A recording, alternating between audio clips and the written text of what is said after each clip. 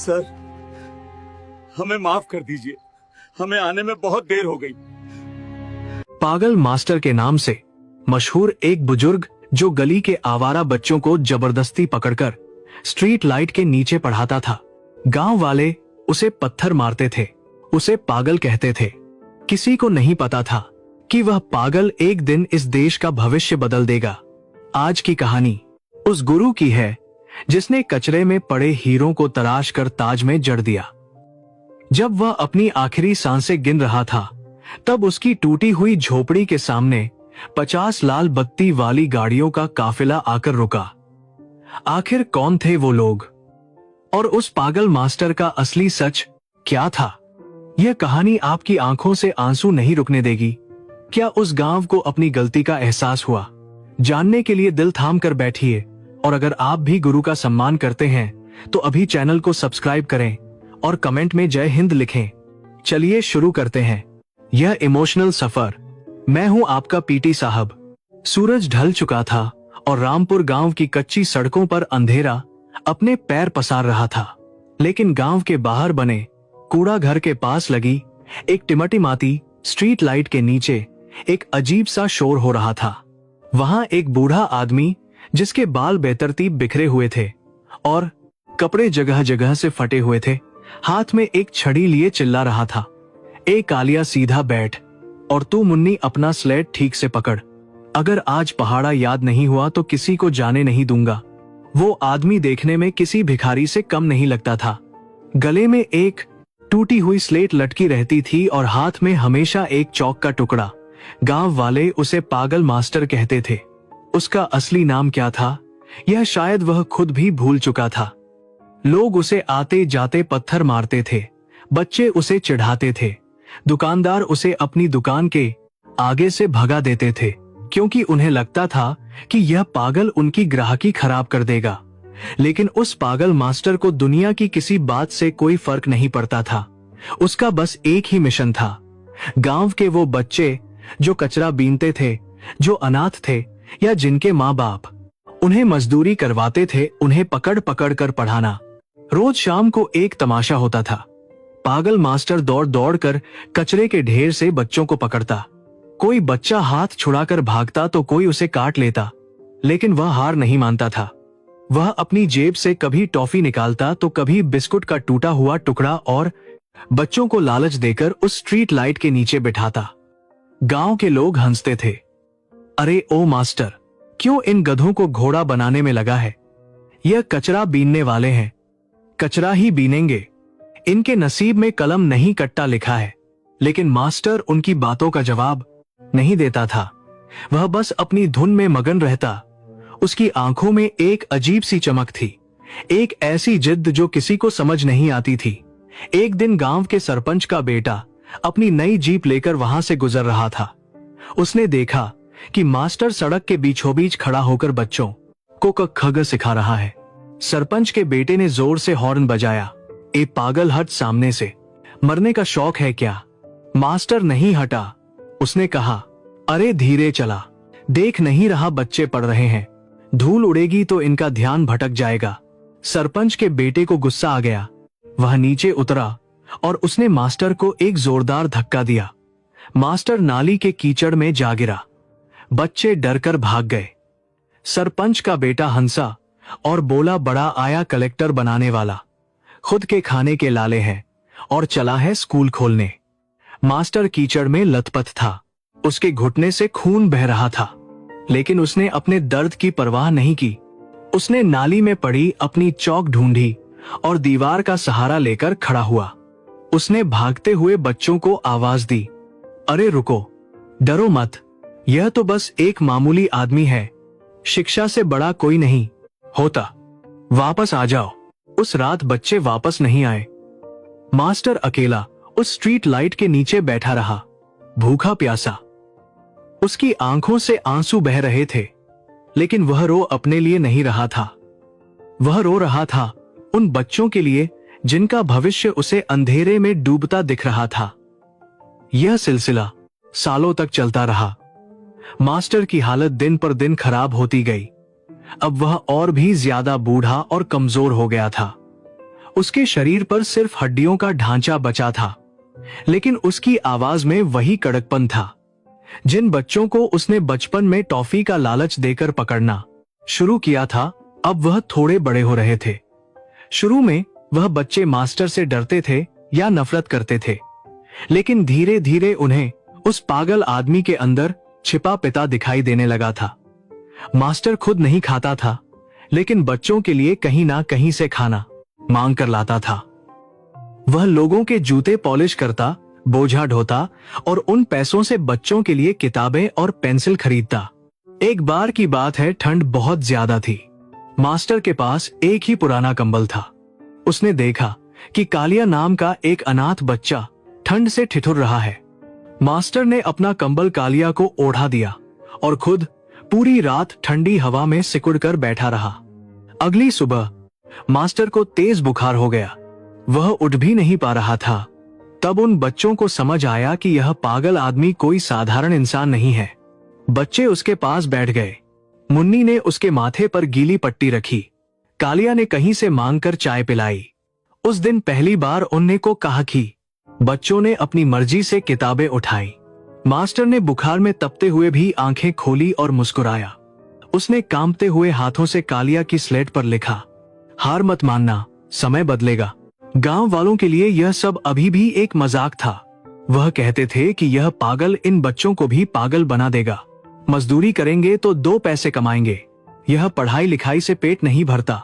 लेकिन मास्टर बच्चों को कहता था, बेटा, यह लोग चाहते हैं कि तुम हमेशा कचरा उठाओ। यह चाहते हैं कि तुम हमेशा इनके गुलाम बने रहो। लेकिन जिस दिन तुम्हारे हाथ में कलम की ताकत आ गई, उस दिन यह सब तुम्हारे सामने सिर झुकाएंगे। मेरी बात याद रखना, शिक्षा वह शेरनी का दूध है, जो पिएगा वह दहाड़ेगा। मास्टर की यह बातें बच्चों के कोमल मन पर गहरी छाप छोड़ रही थी। फिर एक दिन एक बड़ा हादसा हुआ। गांव के एक जमींदार के गोदाम में चोरी हो गई। इल्जाम लगा उन कचरा बीनने वाले बच्चों पर। पुलिस आई और मास्टर के स्कूल यानी उस स्ट्रीट लाइट के नीचे से बच्चों को घसीटकर ले जाने लगी। मास्टर पुलिस की जीप के सामने लेट गया। उसने हाथ जोड़कर कहा, साहब, यह बच्चे चोर नहीं हैं, यह पढ़ रहे थे। मैं गवाह हूं, इन्होंने चोरी नहीं की। थानेदार ने मास्टर के सिर पर डंडा मारा। हट जा पागल, तू गवाही देगा, तेरी खुद की क्या औकात है। पुलिस बच्चों को ले गई। मास्टर थाने के बाहर 3 दिन तक बैठा रहा। उसने अन्न जल त्याग दिया। अंत में थानेदार को उसकी जिद के आगे झुकना पड़ा और सबूत न होने के कारण बच्चों को छोड़ना पड़ा। जब बच्चे बाहर आए तो उन्होंने देखा कि मास्टर बेहोश पड़ा है। उस घटना ने बच्चों के अंदर एक आग लगा दी। उन्हें समझ आ गया कि अगर इस दुनिया में इज्जत से जीना है तो मास्टर की बात माननी पड़ेगी। उन्हें बड़ा आदमी बनना ही होगा। उस दिन के बाद से उन घटना बच्चों ने कचरा बीनना कम कर दिया और पढ़ाई में जान लगा दी। मास्टर उन्हें दिन रात पढ़ाता। गणित, विज्ञान, अंग्रेजी, इतिहास मास्टर को सब आता था, जैसे वह कोई चलता फिरता पुस्तकालय हो। लोग हैरान थे कि एक पागल को इतना सब कैसे पता, लेकिन कोई उसका अतीत नहीं जानता था। असल में वह पागल मास्टर कभी शहर के एक बड़े यूनिवर्सिटी का प्रोफेसर था। उसका नाम था प्रोफेसर दीनानाथ। एक सड़क हादसे में उसने अपने पत्नी और बच्चे को खो दिया था। उस हादसे का कारण था एक अनपढ़ ड्राइवर जिसे ट्रैफिक के नियमों का पता नहीं था और एक भ्रष्ट डॉक्टर जिसने समय पर इलाज नहीं किया था। उस दिन प्रोफेसर दीनानाथ ने कसम खाई थी कि वो अब सिर्फ किताबों वाली पढ़ाई नहीं करवाएंगे, बल्कि उन बच्चों को इंसान बनाएंगे जिन्हें दुनिया जानवर समझती है। वो अपना सब कुछ छोड़कर इसने दुनिया जानवर समझती है गांव में आ गए थे और अपना जीवन इन बच्चों को समर्पित कर दिया था। समय का पहिया घूमा। बच्चे बड़े हो गए और अपनी आगे की पढ़ाई के लिए शहर जाने का वक्त आ गया। मास्टर ने अपनी जमा पूंजी, जो उसने एक एक पैसा जोड़कर मटके में रखी थी, निकालकर उन्हें दी। उसने रोते हुए कहा, जाओ, अब इस गांव में मत रुकना। जाओ और अपनी बात ही दुनिया बदलो, लेकिन वादा करो कि जिस दिन कुछ बन जाओगे उस दिन किसी गरीब का सहारा बनोगे। बच्चे रोते हुए मास्टर के पैर छूकर शहर चले गए। गांव वालों ने फिर ताना मारा। देखा, भगा दिया न बच्चों को, खा गया उनके पैसे। अब वह कभी नहीं लौटेंगे। मास्टर अब अकेला हो गया था। वह रोज उसी स्ट्रीट लाइट के नीचे बैठता और उन बच्चों की राह देखता। महीने बीते, साल बीते, कोई खबर नहीं आई। मास्टर अब बहुत बूढ़ा हो चुका था। चलना फिरना मुश्किल था। उसकी आंखें अब पथरा गई थी। गांव वाले अब उसे और ज्यादा सताने लगे थे। कोई उसकी झोपड़ी पर पत्थर फेंकता तो कोई उसे खाने के लिए बासी रोटी फेंक देता। लोग कहते, अरे बुढ़े मरता क्यों नहीं, क्यों धरती पर बोझ बना है। जिन बच्चों के लिए तूने अपनी जिंदगी बर्बाद की वह तुझे भूल गए। कोई नहीं आएगा, तू यहीं कीड़े मकोड़ों की तरह मरेगा। मास्टर सुनता और चुप रहता। उसे अपने बच्चों पर भरोसा था। वह जानता था कि बीज अगर सही बोया है तो पेड़ जरूर उगेगा। 20 साल गुजर गए। अब मास्टर की हालत ऐसी थी कि वह अपनी झोपड़ी से बाहर भी नहीं निकल पाता था। वह खाट पर पड़ा रहता। शरीर में कीड़े पड़ने का डर था। गांव के सरपंच ने फैसला किया कि यह पागल अब गांव की सुंदरता खराब कर रहा है। इसे उठाकर गांव के बाहर जंगल में फेंक दिया जाए। एक सुबह कुछ लोग लाठियां लेकर मास्टर की झोपड़ी पर पहुंचे। चलो रे बुढ़े, आज तेरा आखिरी दिन है, बहुत गंदगी फैला ली। मास्टर ने हाथ जोड़कर कहा, भैया मुझे यहीं रहने दो, मेरे बच्चे आएंगे, मुझे उनका इंतजार है। लोग हंसने लगे। कौन से बच्चे? वो चोर उचक्के। अरे वो तो कब के मर खप गए होंगे या जेल में होंगे। तुझे क्या लगता है वो लाट साहब बन गए होंगे? चल उठ। लोग उसे घसीटकर बाहर निकालने ही वाले थे कि तभी गांव की जमीन एक अजीब सी गड़गड़ाहट से हिलने लगी। आसमान में धूल का गुबार उठने लगा। लोगों ने रुक कर देखा। दूर सड़क से गाड़ियों का एक लंबा काफिला गांव की तरफ आ रहा था। सबसे आगे पुलिस की गाड़ियां थीं जिनके सायरन की आवाज से पूरा गांव गूंज उठा। उनके पीछे सफेद रंग की एम्बेसडर और बड़ी बड़ी एसयूवी गाड़ियां थीं। हर गाड़ी पर लाल और नीली बत्ती चमक रही थी। एक नहीं, दो नहीं, पूरी 50 गाड़ियों का काफिला था। गांव वाले डर गए। सरपंच घबरा गया। उसे लगा कि गांव में कोई बहुत बड़ा मंत्री या अधिकारी आ रहा है, शायद कोई रेड पड़ने वाली है। लोग मास्टर को वहीं छोड़कर सड़क के किनारे खड़े हो गए, हाथ जोड़ने लगे। काफिला तेजी से आगे बढ़ा और सरपंच के पक्के मकान के सामने नहीं रुका। वह आगे बढ़ा और सीधा उस गंदगी भरे कूड़ा घर के पास जाकर रुका जहां मास्टर की टूटी हुई झोपड़ी थी। गाड़ियों के रुकते ही ब्लैक कैट कमांडो बाहर निकले और उन्होंने घेरा बना लिया। गांव वाले फटी आंखों से देख रहे थे। यह क्या हो रहा है? इतने बड़े लोग इस पागल के पास क्यों आए हैं? सबसे पहली गाड़ी का दरवाजा खुला। एक लंबा चौड़ा आदमी जिसकी वर्दी पर अशोक स्तंभ और सितारे चमक रहे थे बाहर निकला। वह जिले का एसएसपी था। दूसरी गाड़ी से जिले का कलेक्टर उतरा। तीसरी गाड़ी से राज्य का शिक्षा मंत्री। चौथी गाड़ी से एक मशहूर सर्जन। एक के बाद एक 50 बड़े बड़े अधिकारी और नेता गाड़ियों से उतरे। उन सबके चेहरों पर एक अजीब सी बेचैनी थी। वह सब दौड़ते हुए उस टूटी झोपड़ी की तरफ भागे। एसएसपी साहब सबसे आगे थे। वह झोपड़ी के अंदर गए और उस खाट के पास घुटनों के बल बैठ गए जहां मास्टर पड़ा था। मास्टर ने धुंधली आंखों से देखा। उसे कुछ समझ नहीं आ रहा था। एसएसपी साहब ने अपनी टोपी उतारकर मास्टर के पैरों में रख दी और बच्चों की तरह फफक कर रो पड़े। मास्टर जी पहचानते नहीं? मैं कालिया हूं, आपका कालिया। आज मैं इस जिले का पुलिस कप्तान हूं। कलेक्टर साहब आगे आए और मास्टर के सूखे हुए हाथ अपने सिर पर रख लिए। गुरुजी, मैं मुन्नी हूं। आपने कहा था ना कि एक दिन यह दुनिया झुकेगी। देखिए, आज पूरा प्रशासन आपके कदमों में है। वो तीसरा लड़का जो अब एक बड़ा बिजनेसमैन था आगे आया और बोला, मास्टर जी देखिए, मैंने वादा निभाया। मैं अब भीख नहीं मांगता। मैं हजारों लोगों को नौकरी देता हूं। यह नजारा देखकर गांव वालों के पैरों तले जमीन खिसक गई। सरपंच के हाथ से लाठी छूटकर गिर गई। जिन बच्चों को वह कचरा समझते थे, आज वह देश चला रहे थे। और जिस आदमी को वह पागल कहते थे, वह इन सब का निर्माता था। मास्टर की आंखों से आंसुओं की धारा बह निकली।